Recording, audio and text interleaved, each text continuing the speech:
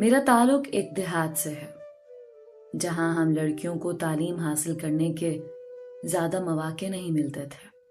تاہم میں ان خوش قسمت لڑکیوں میں تھی جن پر دیہات میں بھی تعلیم کے دروازے بند نہیں کیے جاتے، کیونکہ میرے والد دولت مند تھے، اور دولت والے گاؤں کے ہوں یا شہر کے، رسم و رواج بھول بھی جائیں تو کوئی ان پر انگلی اٹھانے کی جرت نہیں کر سکتا۔ اس لیے میں اسکول جاتی تھی۔ ان دنوں ہمارے دیہات کے اکثر اسکولوں میں لڑکے اور لڑکیاں اس وجہ سے ساتھ پڑھتے تھے کہ حکومت پر ایک چھوٹی آبادی کے لیے الگ الگ اسکول بنا کر اور اس میں سٹاف رکھنے سے اخراجات کا بوجھ بڑھ جاتا تھا، لہٰذا ایک اسکول سے ہی چھوٹے دیہاتوں میں کام چلا لیا جاتا تھا۔ یوں تعلیم کا انتظام لڑکیوں اور لڑکوں کے لیے مشترکہ ہوتا تھا۔ ہمارے اسکول میں بھی لڑکیوں کے لیے علیحدہ سکول نہیں تھا، لڑکے لڑکیاں ساتھ پڑھتے تھے۔ میرے ساتھ ایک لڑکا پڑھتا تھا۔ جس روز وہ اسکول نہ آتا میرا جی پریشان رہتا، حالانکہ سارے اسکول میں وہ شرارتی مشہور تھا، لیکن میرے ساتھ اس کا رویہ شائستہ تھا اور ہمیشہ مجھ سے مختصر بات کرتا تھا۔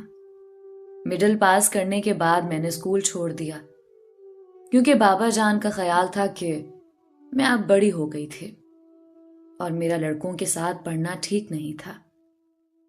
بتاتی چلوں کہ ہمارا اسکول میٹرک تک کر دیا گیا تھا۔ 2 سال بعد میری بہن اس اسکول میں پڑھنے جانے لگی۔ ایک روز میں نے اس کی کاپی چیک کی تو ایک تصویر اس میں رکھی دیکھی۔ حیران رہ گئی کہ یہ تصویر تو نذیر کی تھی۔ تمام پرانی باتیں یاد آ گئیں۔ میں نے وہ تصویر چھپا لی۔ جب موقع ملتا تو میں وہ فوٹو نکالتی اور سب سے چھپ کر دیکھتی۔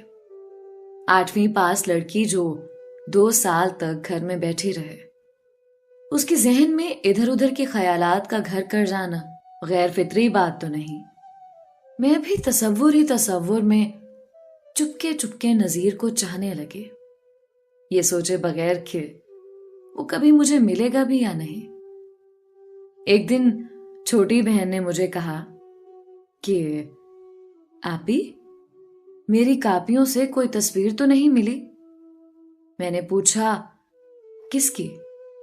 وہ بولی ایک لڑکی میری کلاس میں پڑھتی ہے، اس کے بھائی کی تھی، وہ ہر روز مجھ سے مانگتی ہے کیونکہ اس کے بھائی نے میٹرک کا امتحان دینا ہے اور یہ فوٹو اس نے بورڈ میں فارم پر لگا کر بھیجنی ہے۔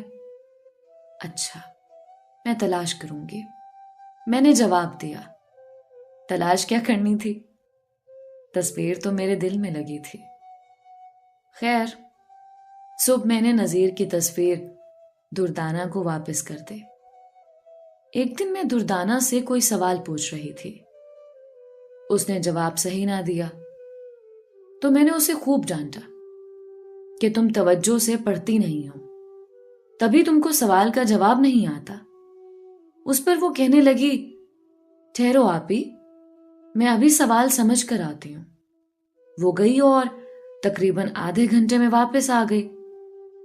کہاں سے سمجھ کر آئی ہو؟ میں نے پوچھا تو اس نے بتایا کہ جس لڑکے کا فوٹو آپ نے تلاش کر کے دیا تھا وہ اپنے ماموں کے گھر آیا ہوا ہے، فائزہ کے ہاں۔ فائزہ نذیر کی ماموں ذات تھے، جس کا گھر ہمارے گھر کے پاس ہی تھا۔ میں بڑی خوش ہوئی کہ جو میرے تصورات میں بسا ہوا تھا میں اسے دیکھ سکوں گی۔ ایک روز اپنے گھر کے برآمدے میں بیٹھی تھی کہ سامنے سے ایک لڑکا گزرا۔ ہماری زمینیں گھر کے ساتھ ہی شروع ہو جاتی تھیں، تب ان میں گندم کی فصل لگی ہوئی تھی۔ در کھلا ہوا تھا، میں برآمدے سے فصل کو دیکھ رہی تھی۔ تبھی میں اٹھ کر باہر گئی اور اس لڑکے کو پکارا، ٹھہرو، کون ہو تم؟ تمہیں خیال نہیں کہ تم نے گندم کی بالیاں اپنے قدموں سے روند کر خراب کر دیں؟ اس نے مڑ کر دیکھا تو میں حیران رہ گئی۔ وہ نذیر تھا اور اپنے ماموں کے گھر کی طرف جا رہا تھا۔ اس نے میری بات کا جواب دیا کہ میں تمہاری شکایت کے جواب میں اپنی ماں کو تمہارے گھر بھیجوں گا۔ اس پر میں شرما کر رہ گئی۔ کچھ دن بعد ہی ہمارے گھر مہمان آئے۔ یہ خواتین میرا رشتہ مانگنے آئی تھیں، مگر امی نے ان کو منع کر دیا اور والدین نے میری شادی کی بات ایک اور جگہ چلا دی، صرف اس لیے کہ وہ دولت مند تھے، حالانکہ وہ شخص پہلے سے شادی شدہ اور کافی عمر کا تھا۔ جب مجھے پتا چلا کہ نذیر کا رشتہ والدین نے رد کر دیا ہے، میں بہت روئی اور فائزہ سے کہا کہ اپنے کزن سے کہو کہ وہ ایک بار پھر مجھ سے ضرور ملے۔ پیغام ملتے ہی وہ آ گیا۔ میں اس کے ساتھ برآمدے میں باتیں کرنے لگی۔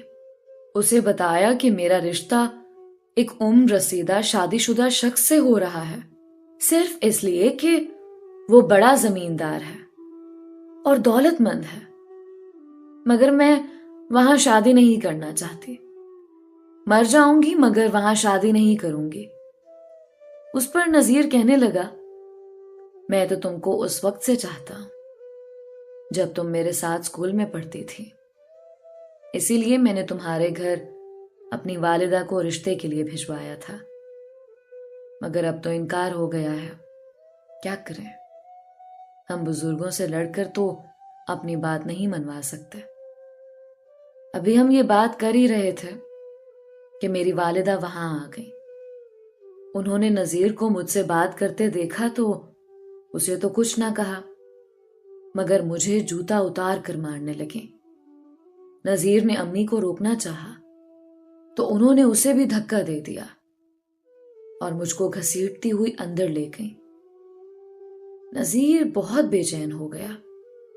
وہ وہاں سے نہ گیا بلکہ کھڑکی کے پاس ہی کھڑا رہا، اور امی جب مجھے مار پیٹ کر چلی گئیں تو اس نے کہا، آج رات تیار رہنا، میں تمہیں یہاں سے لے جاؤں گا۔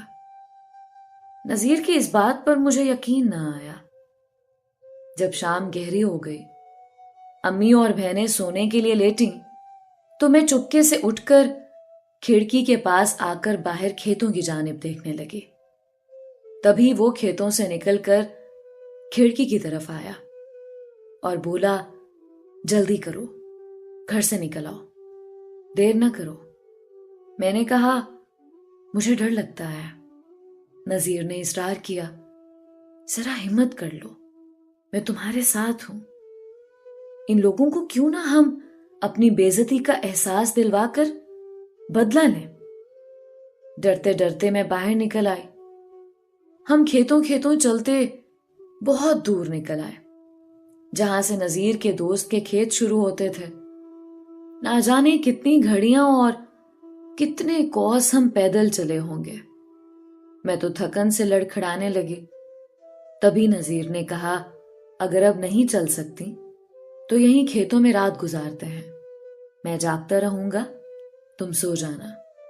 صبح اذان سے پہلے ہی میرے دوست احسن کے گھر پہنچ جائیں گے۔ سونا کیا تھا اور نیند کس کو آنی تھی اس جنگل میں۔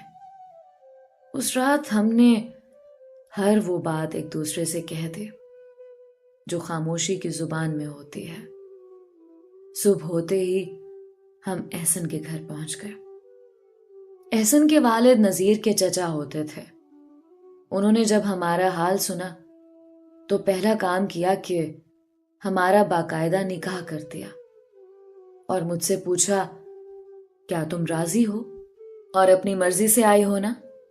میں نے 4 گواہوں کے سامنے کہا کہ ہاں، میں راضی ہوں اور اپنی مرضی سے آئی ہوں۔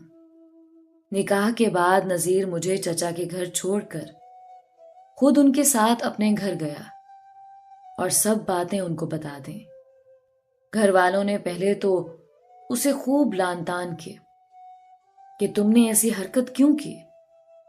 آخر 6 دن اس کے چچا کے گھر رہنے کے بعد نذیر کے گھر والے مجھے اپنے گھر رکھنے پر راضی ہو گئے۔ چند دن سب نے اچھا سلوک کیا، مگر اس کے بعد آہستہ آہستہ نفرت ابھر کر سامنے آنے لگے۔ نذیر برسرے روزگار نہ ہوا تھا۔ ہم 2 افراد کا بوجھ اس کے بھائیوں اور بھابھیوں کو بہت برا لگنے لگا۔ اس کا جیب خرچ بھی بند کر دیا گیا تھا۔ ہم پائی پائی کو محتاج ہو گئے تھے۔ جب میرا پاؤں بھاری ہو گیا اور نذیر کی بھابھیوں کو پتہ چلا تو انہوں نے سوچا کہ اب ان کے بچے کا خرچہ بھی ہمارے خامدوں پر ہوگا، تو انہوں نے ایک نئی چال چلی۔ سب نے مل کر مجھ سے کہا کہ تم اپنے والد کو خط لکھو کہ وہ آ کر تمہیں لے جائیں۔ جب تم وہاں جاؤ گی تو پھر ہم آ کر تمہارے والدین کی منت کریں گے اور تم کو صلح سے لے جائیں گے۔ اس طرح تمہارے والدین کی جو سکی ہوئی ہے اس کا ازالہ ہو جائے گا، تمہارے دل کو بھی سکون ملے گا اور دونوں گھرانوں میں دشمنی ختم ہو جائے گی۔ میں بھی اپنے والدین کے لیے افسردہ تھے۔ ذرا سا اخلاقی سہارا ملا تو راضی ہو گئی اور والد کو خط لکھ دیا۔ خط ملتے ہی بابا جان آ گئے۔ نذیر کے گھر والوں سے بات ہوئی اور وہ مجھے اپنے گھر لے گئے۔ جب تو نذیر کے گھر سے راضی خوشی روانہ ہوئی تھی کہ چلو سسرال والے بھی خوش اور والدین بھی راضی ہو جائیں گے، مگر یہاں آ کر پتہ چلا کہ اصل کھیل کیا تھا۔ ایسی میری مرمت ہوئی کہ میرا ماں بننے کا ارمان بھی مٹی میں مل گیا اور وقت سے پہلے ہی گود اجڑ گئی۔ بہت روئی اور اپنے والد سے کہا مجھے واپس میرے شوہر کے گھر بھیج دو۔ وہ بولے شوہر کیسا؟ ان لوگوں نے خود تجھ کو بھیجا ہے، وہ تجھ کو واپس نہیں لے جائیں گے بلکہ طلاق دے رہے ہیں۔ نہ جانے ان لوگوں نے میرے باپ کے ساتھ کیا ملی بھگت کی۔ نذیر سے کیا کہا کہ مجھے طلاق نامہ مل گیا اور والد نے میری شادی وہیں کر دی جہاں وہ چاہتے تھے، حالانکہ اس شخص کو پتا تھا کہ میں گھر سے بھاگ چکی ہوں اور ایک شخص کے نکاح میں رہ چکی ہوں۔ یقیناً پہلے اس شخص کے ساتھ شادی ہوتی تو میرا بہت چاؤ ہوتا، مگر اب تو میں ایک بھاگی ہوئی مطلقہ عورت تھی۔ اب اس گھر میں میری کیا عزت؟ میرا یہ شوہر کہتا کہ میں نے تو تمہارے باپ کی لاج رکھ لی ہے، ورنہ تم بیوی بنائے جانے کے قابل کب رہی تھی؟ میں اسے کیا جواب دیتی؟ چپ رہتے۔ اتنے برس بیت گئے مگر ابھی تک چپ ہی ہوں۔ اے کاش کبھی مجھے ایک بار نذیر مل جاتا تو میں اس سے پوچھتی کہ تم نے مجھے طلاق کیوں دی؟ میرا کیا قصور تھا؟ تم ہی نے تو مجھے گھر سے بھاگ چلنے کو کہا اور تم نے ہی بیچ منجدار میں چھوڑ دیا۔ کیا یہی میرے ماں باپ سے بے عزتی کا بدلہ تھا؟ سو تم نے لے لیا مگر میری زندگی برباد کر دی۔ اگر قسمت میں یہ شادی شدہ شوہر ہی لکھا تھا تو اس کے ساتھ شادی شان سے تو ہوتی اور سسرال میں قدر بھی ہوتی، مگر اب کیا ملا؟ ہاتھ ملتے رہنے کے سوا۔